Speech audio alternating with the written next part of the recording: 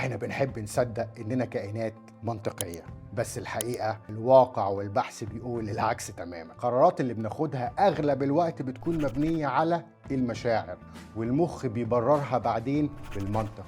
المخ بيحلل المشاعر اسرع من تحليله المنطقي. يعني ببساطة احنا بنحس قبل ما بنفكر، وده ليه تأثير كبير جدا في عالم الكاريزما والإقناع. لو عرفت تلمس مشاعر حد هتقدر تأثر على قراراته من غير ما ياخد باله. خد مثال بسيط على كده، الخوف دافع قوي جدا.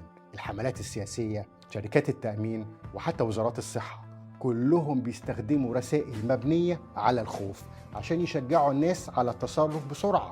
بس مهم ان انت تعرف ان الخوف لوحده مش كفاية. يعني لو قلت لحد العادة دي مضرة بس ما قدمتلوش حل بديل يساعده، غالبا هيقفل منك او هيرفض ان هو يسمع.